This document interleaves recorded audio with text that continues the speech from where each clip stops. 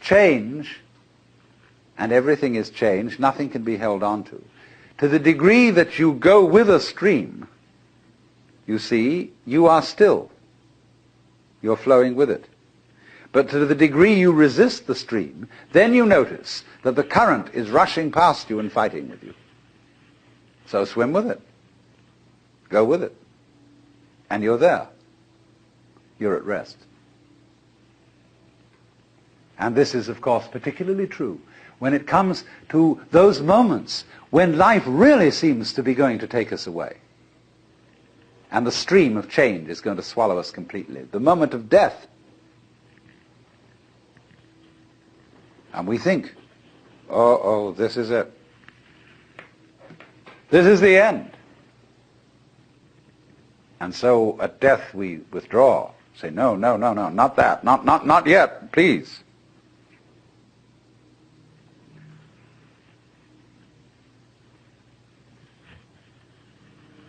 But actually, the whole problem is that there really is no other problem for human beings than to go over that waterfall when it comes. Just as you go over any other waterfall. Just as you go on from day to day. Just as you go to sleep at night. Be absolutely willing to die. Now, I'm not preaching. I'm not saying you ought to be willing to die and that you should muscle up your courage and somehow put on a good front when the terrible thing comes. That's not the idea at all. The point is that you can only die well if you understand this system of waves. If you understand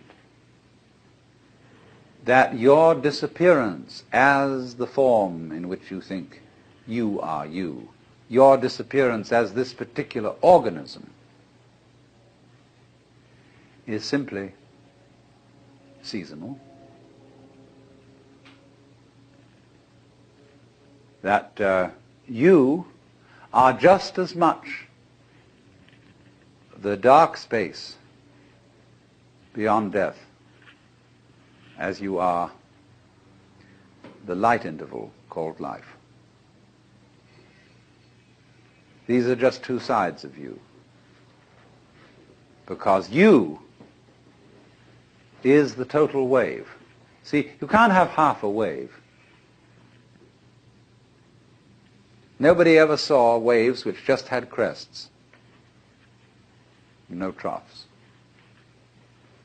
So you can't have half a human being who is born but doesn't die. Half a thing. That would be only half a thing. But the propagation of vibrations, and life is vibration, it simply goes on, but its cycles are long cycles and short cycles. Space, you see, is not just nothing. If I could magnify my hand to an enormous degree so that you could see all the molecules in it, I don't know how far apart they would be, but it seems to me they would be something like tennis balls in a very, very large space. And you'd look, when I moved my hand like this, and say, for God's sake, look at all those tennis balls. They're all going together. Crazy. And there are no strings tying them together. Isn't that queer? No, but there's space going with them. And space is a function of, or it's an inseparable aspect of, whatever solids are in the space. That is the clue, probably, to what we mean by gravity. We don't know yet. So in the same way, when those marvelous sandpipers come around here, the little ones, while they're in the air flying, they have one mind. They move all together. When they alight on the mud, they become individuals and they go pecking around for worms or something. But one click of the fingers and all those things are going zipped into the air. They don't seem to have a leader. because they don't follow when they turn. They all turn together and go off in another direction. Amazing. But they're like the molecules in my hand. So then you see, here's the principle. When you don't resist change, I mean over-resist. I don't mean being flabby. When you don't resist change, you see that the changing world, which disappears like smoke, is no different from the nirvana world. Nirvana, as I said, means breathe out. Let go of the breath. So in the same way, don't resist change. It's all the same principle. So the Bodhisattva saves all beings, not by preaching sermons to them, but by showing them that they are delivered, they are liberated, by the very fact of not being able to stop changing. You can't hang on to yourself. You don't have to try not to hang on to yourself. It can't be done. And that is salvation. Memento mori. Be mindful of death. Gurdjieff says in one of his books that the most important thing for anyone to realize is that you and every person you see will soon be dead. See, it sounds so gloomy to us because we have devised a culture fundamentally resisting death. I love the story of a conversation at an English country house at a dinner party where the hostess started up the question of death and asked the various guests what they thought was going to happen to them when they die. And some thought about reincarnation, and others thought about various kinds of different planes of being, and others thought they were going to be annihilated. But none of the guests had answered except Sir Roderick, who was a kind of a military type, but a very devout pillar of the Church of England. He was the church warden, chief of the vestry in the local country parish. And the lady said, "Sir Roderick, you haven't said a word. What do you think is going to happen to you when you die?" "Oh," he said, "I am perfectly certain that I shall go to heaven and enjoy everlasting bliss, but I wish you wouldn't indulge in such a depressing conversation."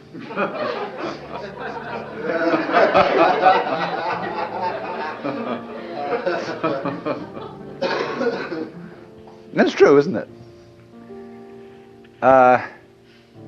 Death in the Western world is a real problem. We hush it up. We pretend it hasn't happened. Our morticians, who are very smart commercial operators, know exactly what's expected of them. And they make death just awful by pretending it doesn't happen. See what happens. You go to a hospital and you're at the end. You've got terminal cancer. And all your friends come around and they wear false smiles and they say, "Cheer up, you'll be all right. In a few days from now you'll be back home and we'll go out for a picnic again." The doctors have their bedside manner. You see, a doctor is absolutely helpless with a terminal case because a doctor is by social definition a healer. And he's not allowed to help you die. He's out of role. Even though, he may sneak behind the rules and do it, but he's got to heal you. So he's going to keep you indefinitely on the end of tubes and all kinds of things. While there's a certain grave demeanor to all this, and all the nurses are so pleasant and so totally distant because they know this is death. And they mayn't be frank with you. That's why they feel distant. It's not that they're not concerned. It's not that they're heartless people, but that they just don't know how to be frank, like lots of people when they meet a drunk. They don't know what to do with a drunk. because he's not behaving right. And so when you're dying, you're not behaving right. You're supposed to live. See, so we don't know what to do with a dying person. We don't get around that person and say, listen, man, listen, I've got the news for you. You're going to die. And this is going to be great. Look, no more responsibilities. Don't have to pay those bills anymore. Don't have to worry about anything. You're going to just die. And let's go out with a bang. Let's have a party, see? We'll put some that morphine in you so that you won't hurt too much. But we're going to prop you up in bed, and we're going to bring all our friends around, and we're going to have champagne, and you're going to die at the end of it, see? And it's going to be just marvelous. Just like being born, see? When we had birth problems, see, all women used to think that birth had to be painful. It was good for them. It was one of the things you had to suffer because you'd been screwing around with people, and therefore you had to have a child, and it's got to hurt. And then the doctors got together and they scratched their heads, and a man called Grantley Dick Reed said, no, birth doesn't hurt, it's natural. All we've got to do is to talk these women into the idea that it doesn't hurt, that all these so-called pains are just tensions, and that birth is great. It's not a disease. It's not really something you ought to go to hospital for, because you associate hospitals with diseases and sickness. Birth isn't sickness. All right, now let's do some new thinking. What about death? Is death sickness?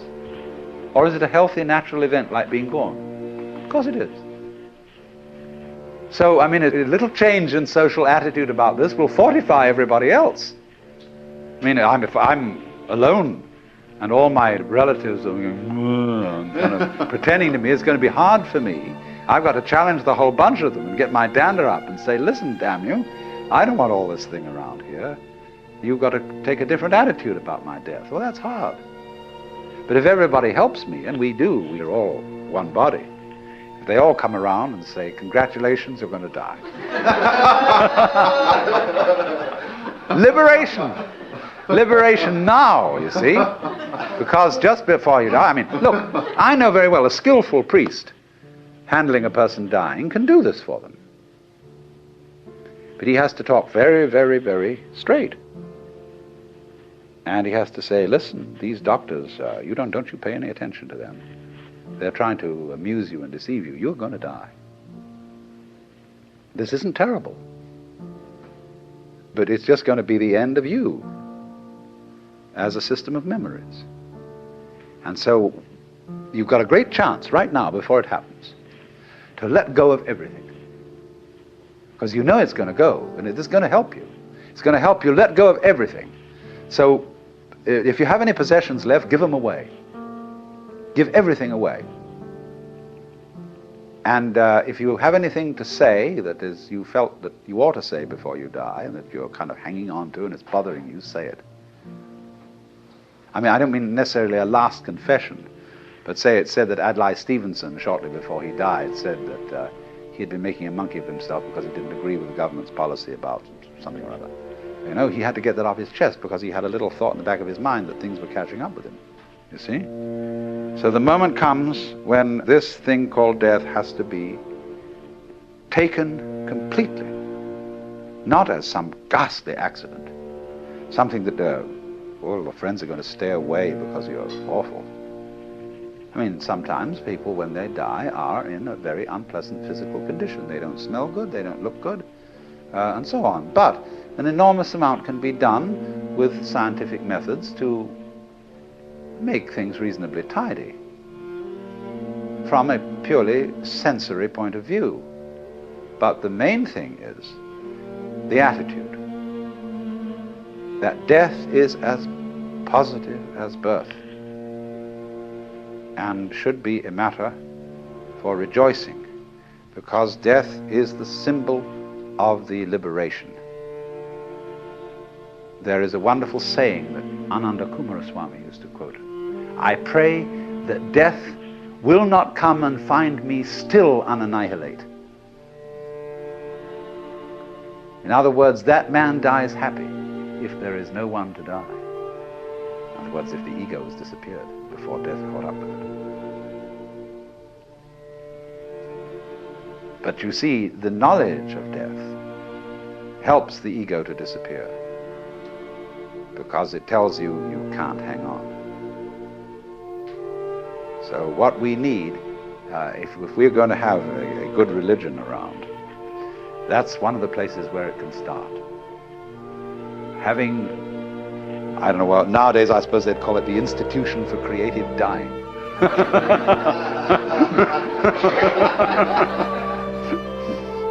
But something like that. And you can have one department where you can have champagne cocktail party to die with, another department where you can have glorious religious rituals and priests and things like that, another department where you can have psychedelic drugs, another department where you can have special kinds of music, anything, you know.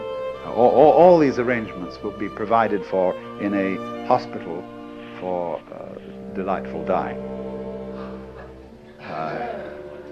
But that's the thing, to go out with a bang instead of a whimper.